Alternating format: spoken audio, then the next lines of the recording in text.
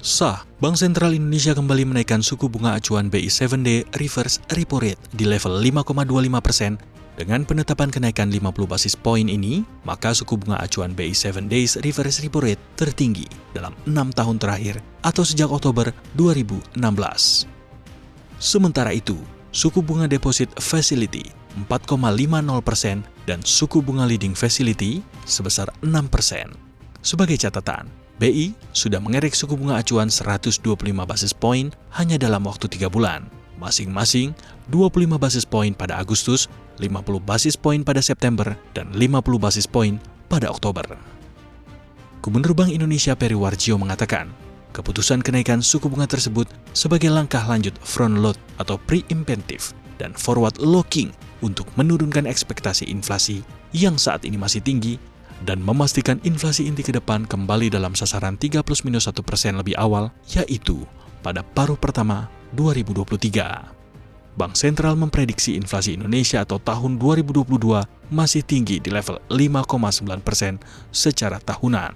Peri menambahkan, kenaikan suku bunga sebagai langkah stabilisasi nilai tukar rupiah agar sesuai dengan fundamentalnya akibat kuatnya dolar Amerika Serikat dan tingginya ketidakpastian pasar keuangan global.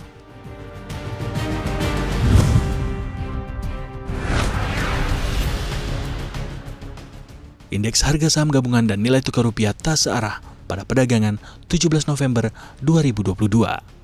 Merespon kenaikan suku bunga acuan 50 basis poin menjadi 5,25%, IHSG ditutup menguat 0,44% ke level 7.044. Sementara itu, kondisinya cukup berbeda dengan posisi nilai tukar rupiah hari ini. Mata uang Garuda tak berdaya menghadapi greenback. Di pasar spot, rupiah melemah 0,38%, berada di 15.660 per dolar Amerika Serikat. Sementara, data JISDOR Bank Indonesia, rupiah ditutup di level 15.687 per dolar Amerika Serikat. Meski melemah, Bank Indonesia mengklaim pelemahan nilai tukar rupiah terhadap dolar Amerika Serikat masih lebih baik dibandingkan dengan Korea Selatan hingga Filipina. Tercatat, rupiah melemah 8,65% hingga 16 November 2022 jika dibandingkan dengan level akhir 2021. Gubernur Bank Indonesia Peri mengungkapkan, perkasanya nilai tukar dolar Amerika Serikat didorong oleh pengetatan kebijakan moneter yang agresif di Amerika Serikat dan penarikan modal dari berbagai negara ke Amerika Serikat di tengah melemahnya ekonomi dan tingginya inflasi di Eropa.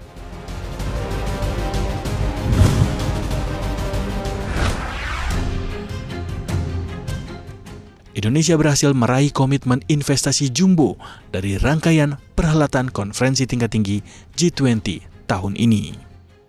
Menteri Investasi Kepala BKPM, Bahlil Lahadalia mengatakan, investasi yang sudah diteken mencapai 7 hingga 8 miliar dolar Amerika Serikat atau sekitar 125 triliun rupiah. Bahlil memperkirakan angka tersebut bisa meningkat lantaran masih ada sejumlah kesepakatan yang belum secara resmi diteken yang nilainya diperkirakan hingga 10 miliar dolar Amerika Serikat. Bahlil menjelaskan, komitmen investasi yang diterima Indonesia itu berasal dari sejumlah negara seperti Korea Selatan, China, dan beberapa negara Eropa. Bahlil menceritakan, dalam rangkaian perhelatan mulai dari B20 Summit hingga ke KTT G20, Kementerian Investasi telah melakukan sejumlah pertemuan bilateral dari berbagai negara dan perusahaan dengan berbagai sektor. Bahkan, perharinya ia bisa menemui 9 hingga 10 investor.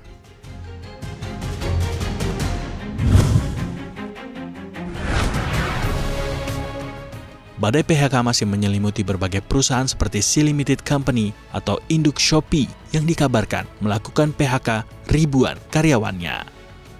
Perusahaan induk Shopee ini dilaporkan melakukan PHK 7.000 karyawan atau sekitar 10% dalam jumlah tenaga kerjanya dalam 6 bulan terakhir.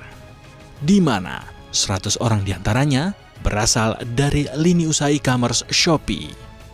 Sementara, tahun lalu perusahaan tercatat mempekerjakan 67.000 karyawan. Shopee mulai melakukan PHK gelombang ketiga pada Senin 14 November 2022. Pada gelombang PHK ini, pegawai yang terimbas sebagian besar berasal dari divisi sumber daya manusia serta pembelanjaan, dan pengembangan.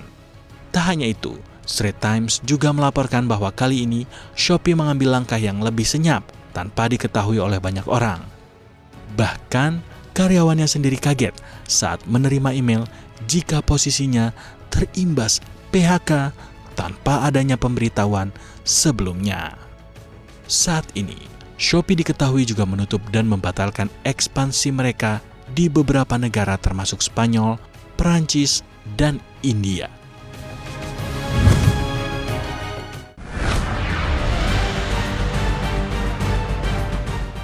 Rusia dilaporkan resmi resesi. Ini terjadi pasca 9 bulan negeri itu melancarkan serangan ke Ukraina. Laju produk domestik bruto Rusia mengalami kontraksi alias minus 4% di kuartal 3 2022. Ini mengikuti penyusutan yang terjadi di kuartal 2 lalu.